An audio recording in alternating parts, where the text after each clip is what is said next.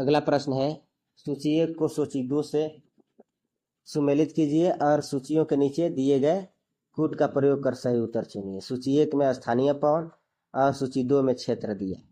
यहाँ है ए में फॉन, तो फॉन चला जाएगा कहाँ? आल्पस 4 पर चला जाएगा। उसके बाद से सीमुम, सीमुम जो है 2 पर चला जाएगा, कुर्दिस्तान।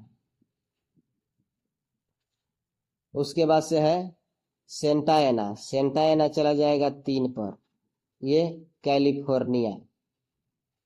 अब है जोंडा, जोंडा चला जाएगा 1 पर, अर्जेंटीना। तो इस प्रकार ऑप्शन बी इसका सही उत्तर हो जाएगा। फॉन आल्पस पर्वत के दक्षिणी ढाल से ऊपर चढ़कर उत्तरी ढाल के सहारे नीचे उतरती है। इसका सर्वाधिक प्रभाव स्विट्जरलैंड में होता है।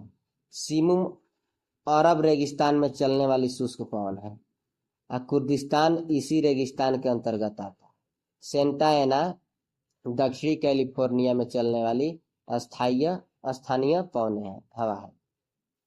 जोंडा एंडीज पर्वत के पूर्वी ढलान के सहारे अर्जेंटीना में प्रवाहित होती। अगला प्रश्न है, फॉन एक स्थानीय पवन है। ए है चीन की, बी है कोरिया की, सी है जापान की, डी है स्विट्जरलैंड। क्या होगा उत्तर इसका? ऑप्शन डी हो जाएगा, स्विट्जरलैंड। अगला प्रश्न है, निम्नलिखित में से कौन सा युग्म सही सुमेलित नहीं है? ए है फॉन आल्पस पर्वत, बी है बोरा पोलैंड, सी है मिस्ट्रल राइन घाटी और डी है खमसिन मिस्र। क्या होगा उत्तर इसका? ऑप्शन बी हो जाएगा, बोरा पोलैंड, यही जो है सुमेलित नहीं है। अगला प्रश्न है, निम्नलिखित में से कौन सा सुमेलित नहीं है? ए है चिनूक संयुक्त राज्य अमेरिका, बी है सिरोको सिसिली, सी है ब्लिजार्ड चिली और डी है नॉर्वेस्टर्स भारत। तो क्या होगा उत्तर इसका? ऑप्शन सी हो जाएगा, ब्लिजार्ड चिली।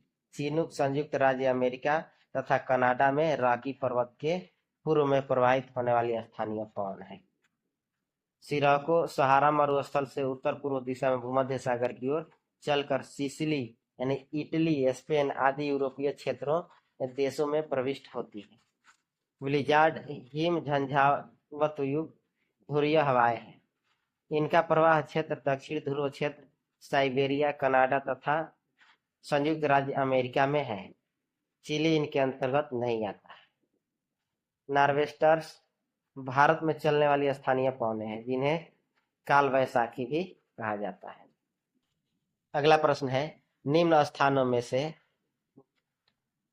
किस एक में रुधिर वर्षा होती है? ए है इटली, बी है फ्रांस, सी है कनाडा, डी है स्पेन। तो क्या होगा उत्तर इसका? ऑप्शन ए हो जाएगा, इटली।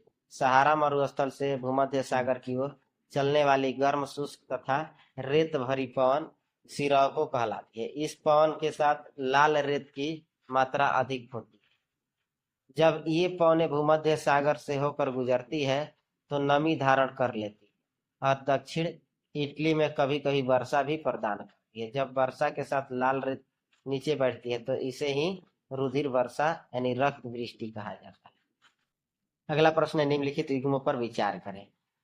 इधर है स्थानीय वायु का नाम और संबंधित देश। एक में है सिरोको फ्रांस, 2 है बोरा इटली, सी है ब्लिजार्ड कनाडा। उपयुक्त में से कौन युग्म सुमेलित नहीं है? ए में एक केवल 1, बी है केवल 2, सी 2 और 3, डी है केवल 2। क्या होगा उत्तर इसका? ऑप्शन ए हो जाएगा, केवल 1। सिरोको एक भूमध्य सागरीय पवन है जिसका उद्गम सहारा रेगिस्तान में होता है। सिरोको पवन द्वारा लीबिया से उठाए गए धूल कण को माल्टा, इटली, क्रोएशिया, मोंटेनेग्रो, अल्बानिया एवं ग्रीस तक पहुंचाया जाता है। अतः यह फ्रांस से संबंधित नहीं है, अन्य सभी से मेरी। अगला प्रश्न है, संयुक्त राज्य अमेरिका के मध्य मैदानों पर चिनूक हवाओं का क्या प्रभाव पड़ता है? यह है जाड़े का तापमान बढ़ जाता है, बी है गर्मी का तापमान कम हो जाता है, सी है समान तापमान रहता है, डी है तापमान पर कोई असर नहीं होता। क्या होगा उत्तर इसका? ऑप्शन ए हो जाएगा, जाड़े का तापमान बढ़ जाता है। चिनूक का अर्थ होता है हिमभक्षी। यह रॉकी पर्वत के पूर्वी ढालों के सहारे चलने वाली गर्म तथा शुष्क पवन है, जो दक्षिण में कोलोरेडो के दक्षिण भाग से उत्तर में कनाडा के ब्रिटिश कोलंबिया तक प्रवाहित होती है। इसके प्रवाहित से जाड़े का तापमान बढ़ जाता है तथा बर्फ पिघल जाती है एवं शीतकाल में भी हरी भरी घासें उग जाती है। यह पशुपालकों के लिए लाभदायक है, क्योंकि इससे चारागाह बर्फ मुक्त हो जाता है। अगला प्रश्न है, निम्नलिखित में से कौन सा सही सुमेलित नहीं है? इधर पवन दिया है, इधर देश दिया है। यह है सेंटा एना कैलिफोर्निया, बी है हबूब सूडान, सी है यामो जापान, डी है मिस्ट्रल ऑस्ट्रेलिया। तो क्या होगा उत्तर इसका? ऑप्शन डी हो जाएगा, सेंटा एना या सांता आना दक्षिण कैलिफोर्निया यूएसए में चलने वाली गर्म और शुष्क स्थानीय पवन है। हबूब सूडान में चलने वाली धूल भरी शुष्क पवन को कहते हैं। यामो जापान में चलने वाली गर्म और शुष्क स्थानीय पवन है। मिस्ट्रल ठंडी ध्रुवीय स्थानीय पवन है, जो भूमध्य सागर के उत्तर पश्चिमी भाग विशेषकर स्पेन तथा फ्रांस को प्रभावित करती है। ऑस्ट्रेलिया के विक्टोरिया मरुस्थल में चलने वाली गर्म एवं शुष्क स्थानीय पवन को ब्रिक फील्डर कहते हैं। ठीक है,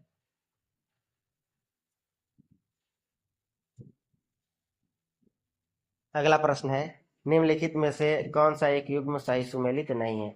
यहाँ स्थानीय पवन का नाम और स्थान।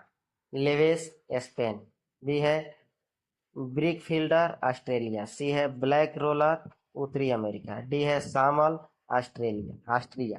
तो क्या होगा उत्तर इसका? ऑप्शन डी हो जाएगा, सामल ऑस्ट्रिया। सामल जो है जून एवं जुलाई महीने में प्रवाहित होने वाली एक गर्म शुष्क एवं धूल भरी हवा है, जो इराक, ईरान और अरब प्रायद्वीप में उत्तर या उत्तर पश्चिम में प्रवाहित। लेवेस स्पेन में, ब्रिक फील्डर ऑस्ट्रेलिया में एवं ब्लैक रोलर उत्तरी अमेरिका में प्रवाहित होती। अगला प्रश्न है, सेल्वा वनों की विशेषता है। यह है चौड़ी पत्ती सदाबहार, बी है चौड़ी पत्ती पतझड़, सी है शंकुधारी सदाबहार और डी है शंकुधारी पतझड़। तो क्या होगा उत्तर इसका? ऑप्शन ए हो जाएगा, चौड़ी पत्ती सदाबहार। ब्राजील में अमेजन नदी बेसिन में पाए जाने वाले वनों को सेल्वा या सेल्वास वन कहते हैं। ये वन जो है विषुवतीय क्षेत्र में स्थित है। यहाँ वर्ष भर अधिक तापमान व औसत से अधिक वर्षा यानी 200 सेमी से अधिक होने के कारण घने व चौड़ी पत्ती वाले सदाबहार वन पाए जाते हैं। ठीक है, अगला प्रश्न है, विश्व वन क्षेत्र में से किस एक के फैलाव की प्रतिशतता सर्वाधिक है? ये है शीतोष्ण शंकु वृक्षी वन, बी है शीतोष्ण पर्णपाती वन, सी है उष्णकटिबंधीय वन और डी है उष्णकटिबंधीय वर्षा वन। क्या होगा उत्तर इसका? ऑप्शन ए हो जाएगा, शीतोष्ण शंकु वृक्षी वन।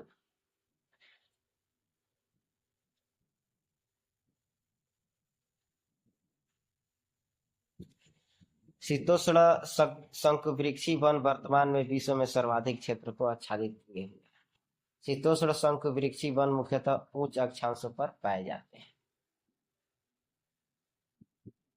अगला प्रश्न है, निम्नलिखित देशों में से किसमें कुल भौगोलिक क्षेत्रफल के 70% भाग पर वन बनाए रखने का संवैधानिक प्रावधान है? ए है मालदीव, बी है नेपाल, सी है भूटान, डी है अफगानिस्तान। क्या होगा उत्तर इसका? ऑप्शन सी हो जाएगा, भूटान। भूटान सरकार ने अपने देश में कुल भौगोलिक क्षेत्रफल के कम से कम 60% भाग पर वन बनाए रखने के लिए संवैधानिक प्रावधान किया है। वर्ष 2020 में भूटान का लगभग 71.4% भूभाग वनों से आच्छादित। अगला प्रश्न है, सदाबहार वर्षा वन पाए जाते हैं? यह ऑस्ट्रेलिया में, बी है ब्राजील में, सी है कनाडा में, डी है फ्रांस में। क्या होगा उत्तर इसका? ऑप्शन बी हो जाएगा, ब्राजील में। उष्णकटिबंधीय सदाबहार वर्षा वनों का विस्तार विषुवत रेखा के पास 10 डिग्री उत्तर से 10 डिग्री दक्षिण अक्षांशों के मध्य पाया जाता है। ये बहुत घने होते हैं। ये वन विश्व के 3 वृहत्तम क्षेत्रों में विस्तृत है।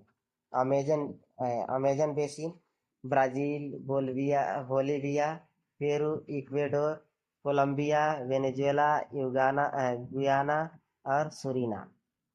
कांगो बेसिन, कांगो गणतंत्र, कैमरून मध्य अफ्रीकी गणराज्य, गैबन, इक्वेटोरियल और गिनी कांगो लोकतांत्रिक गणराज्य।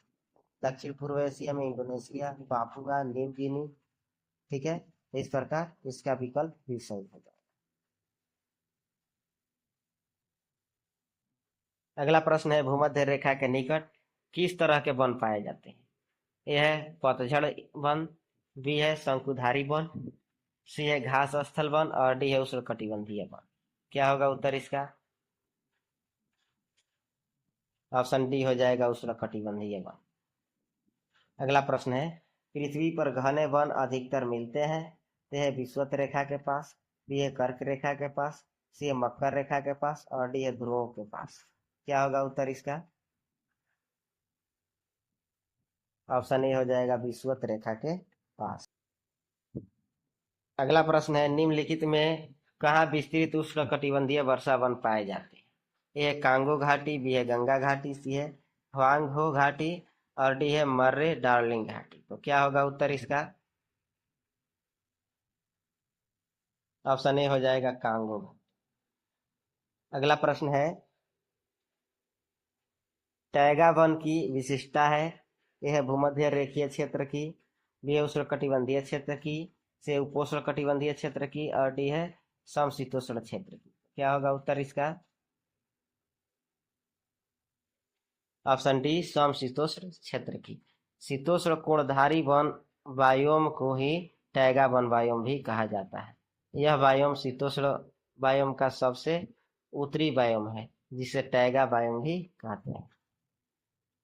अगला प्रश्न है, विश्व के सबसे बड़े एवं घने वन है। यह है भारत में, बी है तंजानिया में, सी है ब्राजील में, डी है कनाडा में। क्या होगा उत्तर इसका? ऑप्शन ए हो जाएगा ब्राजील में। अमेजन बेसिन के अंतर्गत ब्राजील के वर्षा वन विश्व में सबसे बड़े एवं घने वन है, जो दक्षिण अमेरिका के कुल क्षेत्र के लगभग 40% को आवृत करते हैं। अगला प्रश्न है, किस देश में उसके भौगोलिक क्षेत्र का सर्वाधिक प्रतिशत वन आच्छादित है? ए है चीन, बी है भारत, सी है इंडोनेशिया और डी है जापान। क्या होगा उत्तर इसका?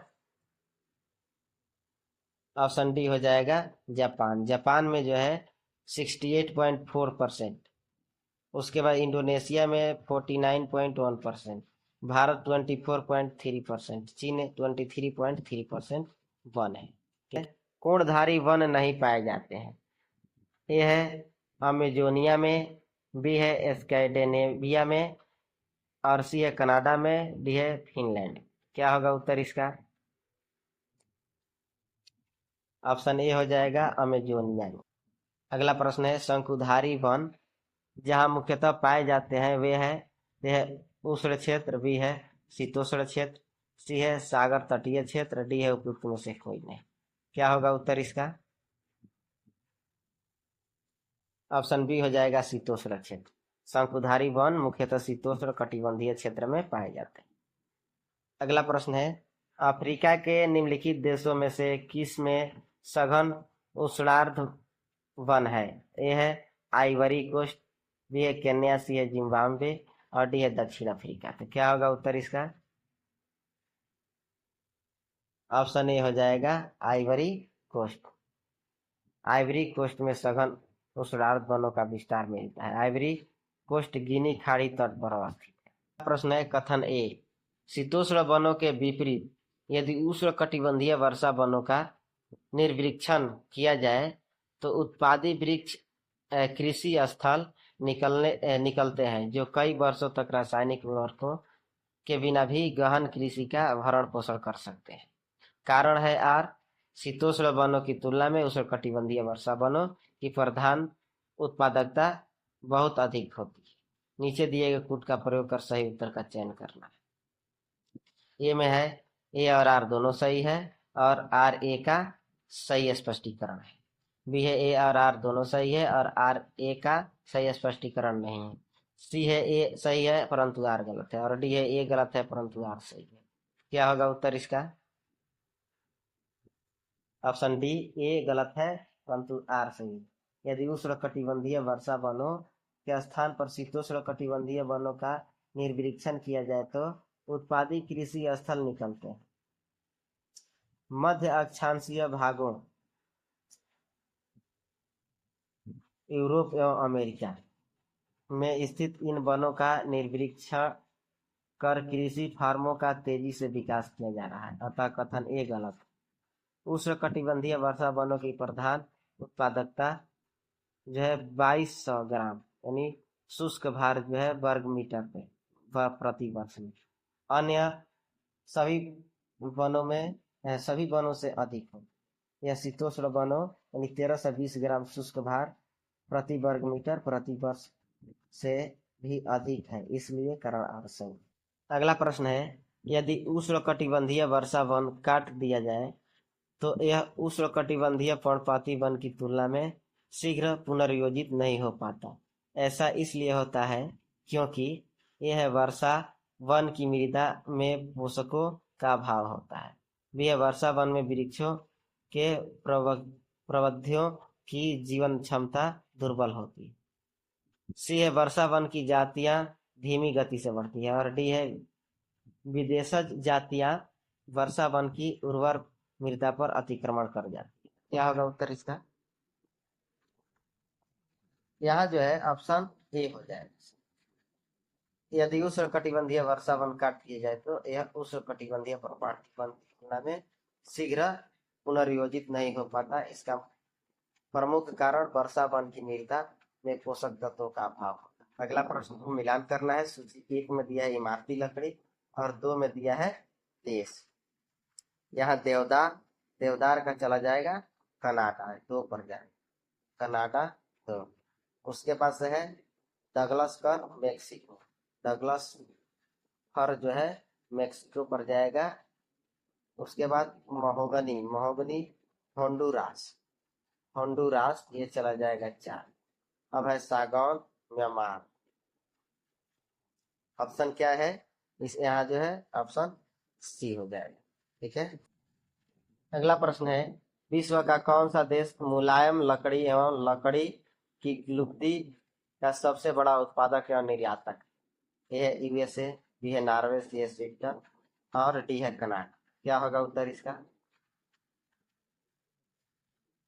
डी हो जाएगा कनाडा।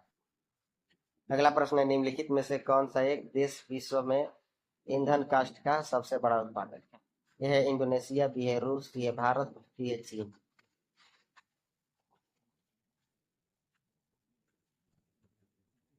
ऑप्शन सी हो जाएगा भारत। अगला प्रश्न है, डेलवर्जिया जाति निम्नलिखित में से किस एक से संबंधित है? यह काजू, बी है कॉफी, सी है चाय और डी है शीशम। क्या होगा उत्तर इसका? ऑप्शन डी हो जाएगा शीशम। अगला प्रश्न है, इसको मिलान करना है। सूची 1 में वनस्पति के प्रकार और सूची 2 में क्षेत्र दिया हुआ है। यहाँ ए दिया है मॉकवी जो है भूमध्य सागर के तटीय क्षेत्र पर चला जाएगा 2 पर। उसके बाद फिम्बस दक्षिणी अफ्रीका ये चला जाएगा 3 पर। चैपरेल हो जाएगा कैलिफोर्निया ये चला जाएगा 1 पर। अब है मैटोरेल ये चिली, तो क्या हो जाएगा ऑप्शन इसमें? यहाँ ऑप्शन ए हो जाएगा। ठीक है।